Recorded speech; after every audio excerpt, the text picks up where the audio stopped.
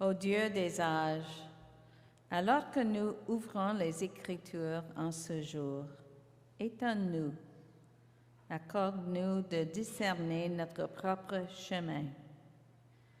O God of ancient and present moments, we pray you will surprise us with a living word through Scripture this day. And may we find in that word a pathway to you. Amen.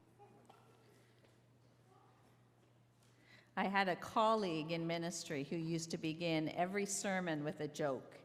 And I said, how did you find jokes that were appropriate for church every week? And he pulled out joke books, and that was before the internet. So anyways, here's a joke for you. There was once a proud and confident man, a genius, but he was cousin to a man who was not known for his brains. So the genius said to his cousin, hey you, I'm going to ask you a question, and if you don't know the answer, you have to pay me $5.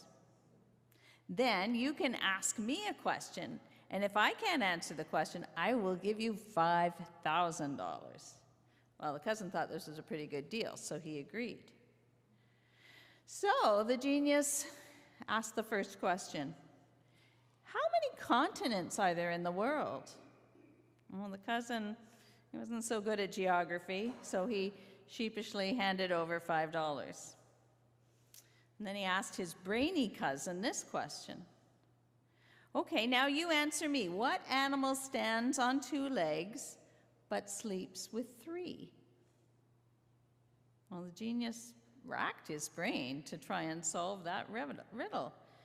And finally, he had to give up and handed his cousin a check for $5,000.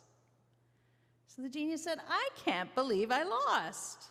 What was the answer to your question? His cousin handed him $5.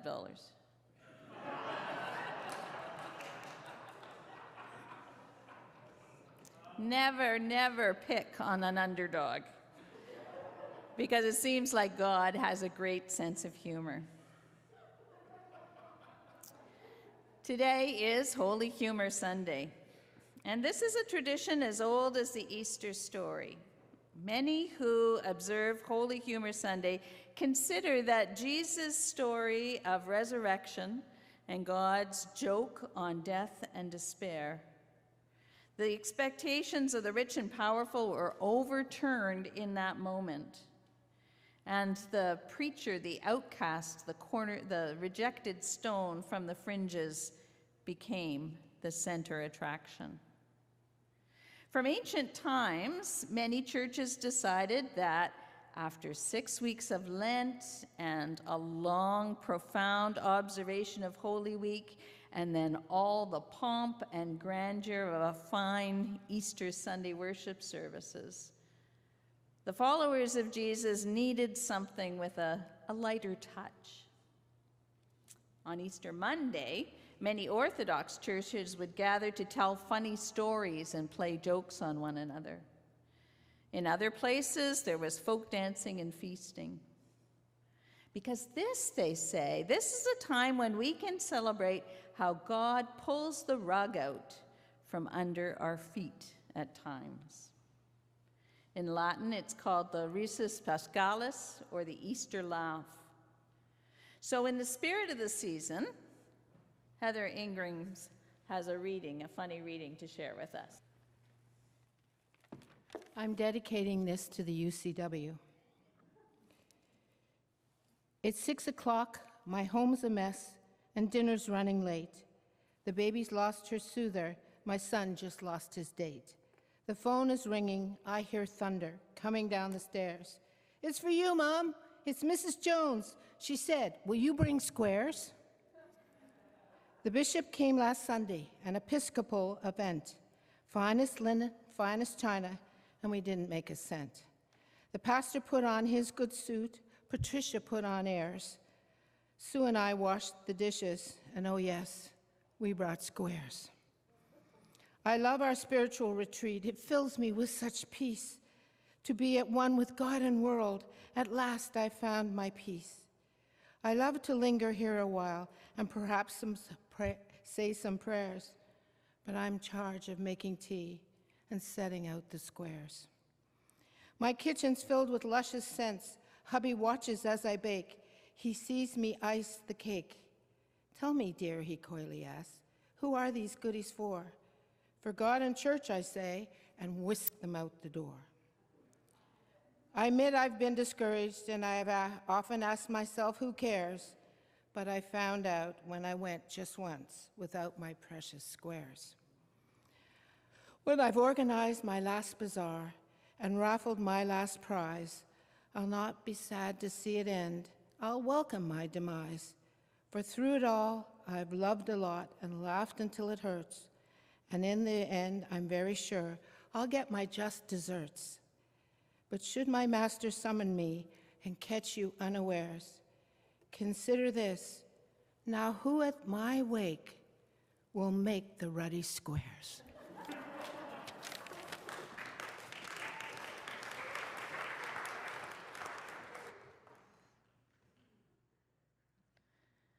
Of course, there's a fine line. Holy humor can be controversial. What one person thinks is hilarious could be someone else's sacred cow. Many of us didn't grow up with the tradition of holy humor. We were afraid to laugh in church. So you might find it a little irreverent. I think at Rito Park, we've been celebrating it only since about 2014. One of my favorite depictions of Jesus, for example, is this cartoon that Brian is going to show us. There it is. Hope you can read it. Jesus says, love everyone no matter what. Somebody from the audience says, but what if they're gay or they believe in other gods? And Jesus says, yes, even if they ask stupid questions. So that fits my sense of humor. As usual, Jesus turns the question back on someone in the audience who doesn't quite get how expansively God's kingdom is going to change the world. Because we even love the ones who ask stupid questions. And I'm happy to hear that because I feel like I ask a lot of those.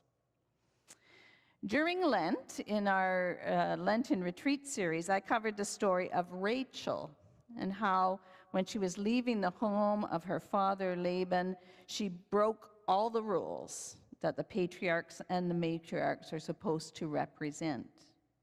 We talked about tricksters in various cultures and how sometimes these antisocial characters end up being the hero in the biblical story because they somehow transcend the conventions and the social mores of their time, and they bring a fresh appreciation or perspective to the story of faith.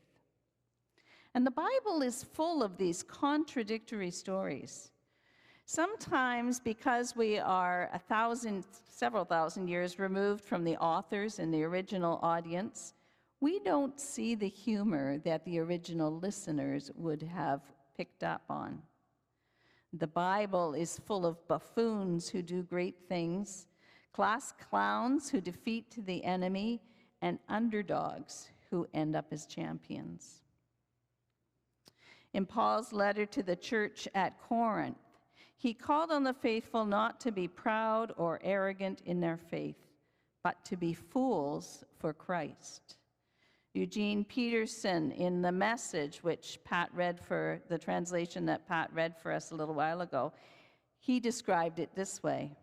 It seems to me that God has put us who bear his message on stage in a theater in which no one wants to buy a ticket. We're something everyone stands around and stares at, like an accident in the street. We're the Messiah's misfits. There are lots of people who use the rationale of their Christian faith to persecute the misfits of our own world, the people whom we have marginalized because we aren't comfortable with how they broke down our categories and our assumptions. So when you think about the protest or persecution of drag performances that sometimes goes on at libraries and children's events, you have to wonder if those sparkly adults, the drag performers, are kind of our contemporary biblical tricksters.